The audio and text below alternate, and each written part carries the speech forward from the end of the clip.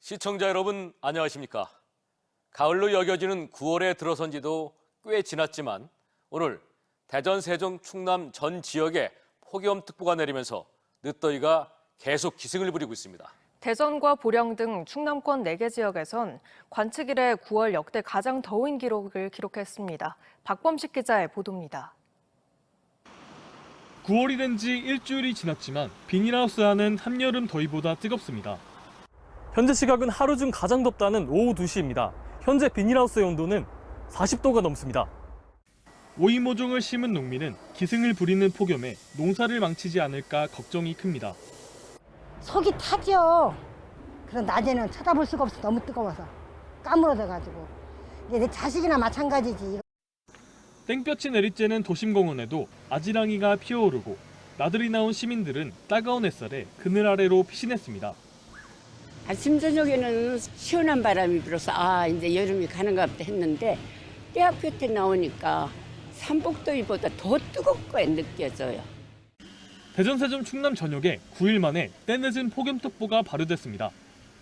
공주 35.6도, 대전 35.1도, 아산 35도, 금산 34.9도 등 낮 최고 기온이 35도 내외로 올라 9월 역대 최고 기온을 기록했습니다. 특히 대전과 보령, 부여와 금산은 관측 이후 9월 기온 최고치를 경신했습니다. 늦은 더위가 지속되는 건 고기압의 영향으로 동쪽에서 무덥고 건조한 바람이 불어오기 때문으로 분석됩니다. 동해 북부 해상에 위치한 고기압 가장자리에서 동풍이 지속적으로 불어오고 하늘에는 구름이 가끔 지나면서 낮 동안 햇볕이 강해 기온이 평년보다 5도 이상 높았습니다. 기상청은 16일까지 더운 날씨가 이어지겠고 추석 당일인 17일부턴 더위가 한풀 꺾여 완연한 가을 날씨를 보일 것으로 예보했습니다. TJB 박범식입니다. 대낮 대전 도심에서 시속 100km가 넘는 속도로 도주하는 차량을 경찰이 뒤를 쫓는 아찔한 추격전이 벌어졌습니다. 길을 쓰고 도망가려던 운전자, 잡고 보니 음주운전으로 사고까지 낸 50대 남성이었는데 무면허 상태로 차를 몰고 다닌 겁니다. 전유진 기자입니다. 순찰차에서 내린 경찰이 운전석에 문을 두드립니다. 녹색 신호로 바뀌자 빠르게 출발해버리는 차량.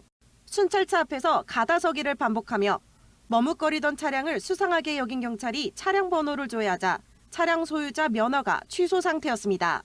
면허증 확인을 위해 경찰이 다가가자 운전자가 가속 페달을 밟고 그대로 달아난 겁니다.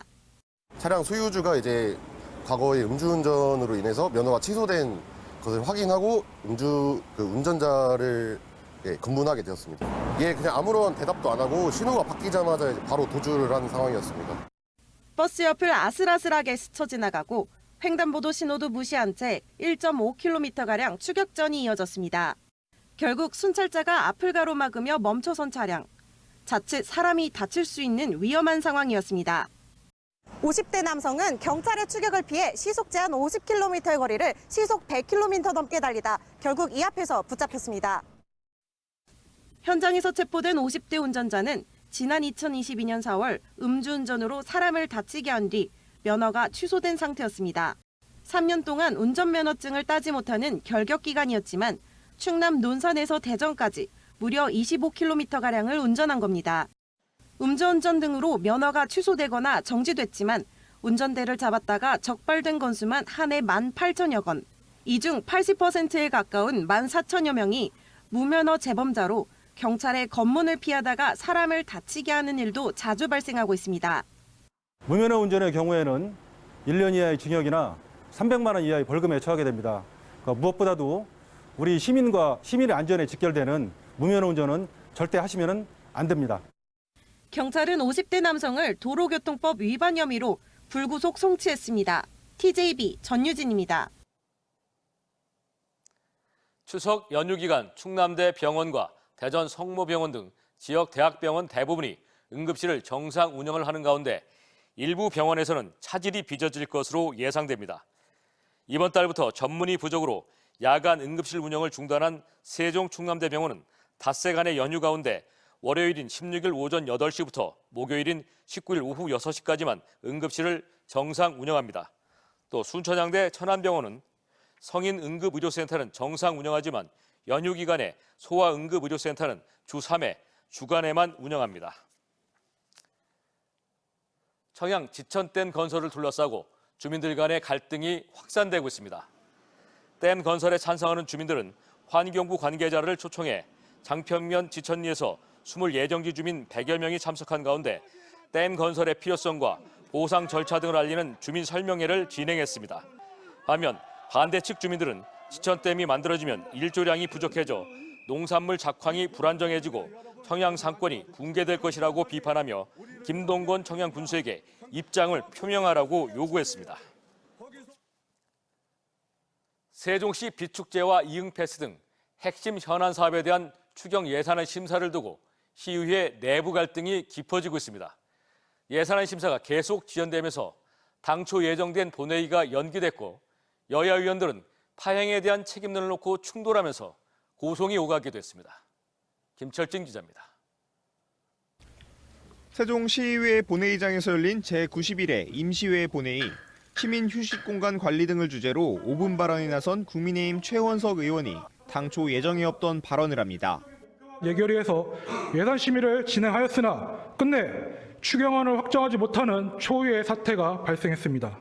그 책임은 예산안 확정을 이끌어야 할 예결위 위원장과 다수당인 민주당에서 져야 될 것입니다. 민주당 의원들이 즉각 반발하며 본회의장은 아수라장이 됐고 임채성 시의장의 경고와 함께 본회의는 중단됐습니다.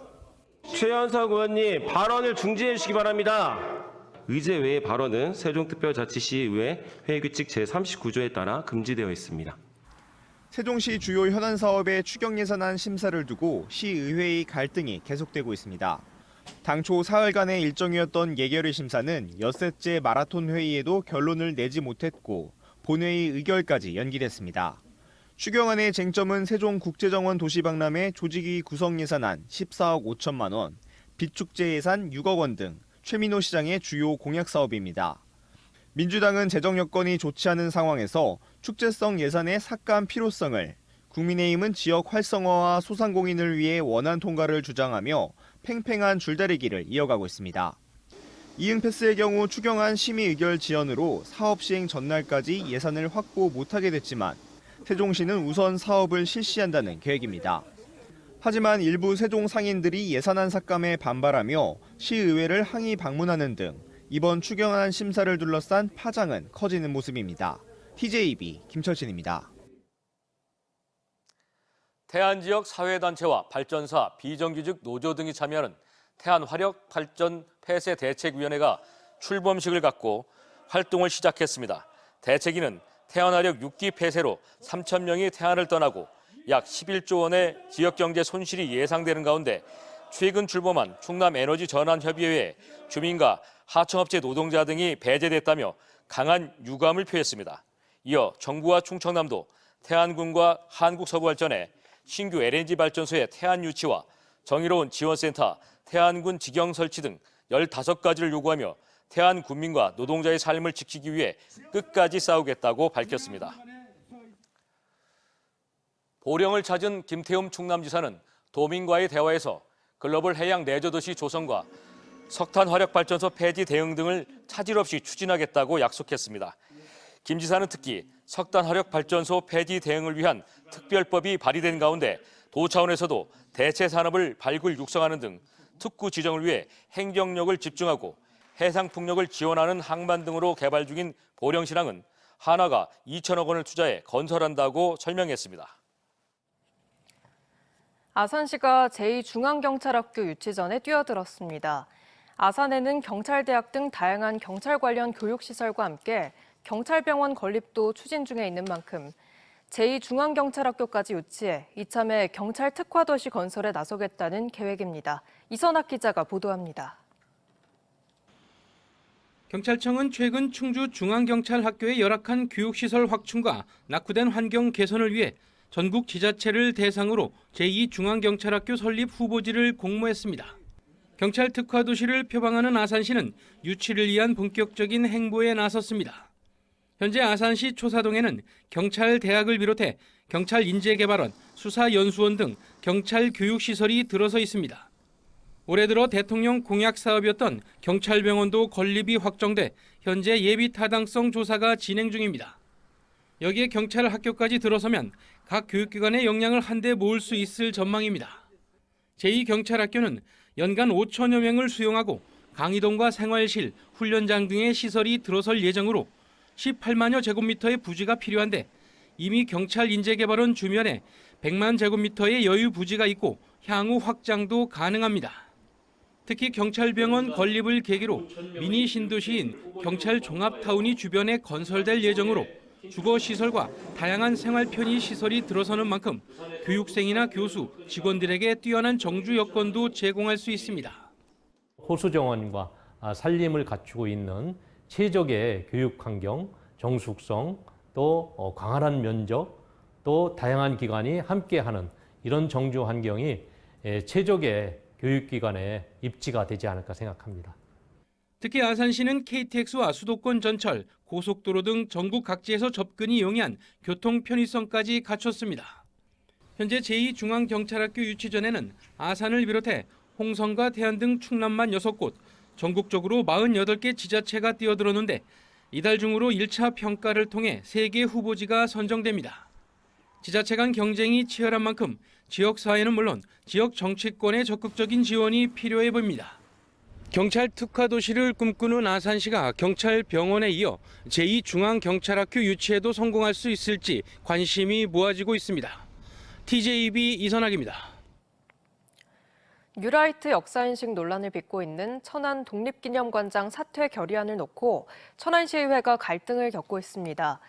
천안시의회 민주당 소속 의원들은 최근 본회의에서 김형석 신임 독립기념관장의 임명 철회 및 사퇴 촉구 결의문을 처리하려 했지만 국민의힘 소속 의원들의 불참으로 본회의에 상정조차 못했다며 결의문 채택에 동참해 줄 것을 촉구했습니다.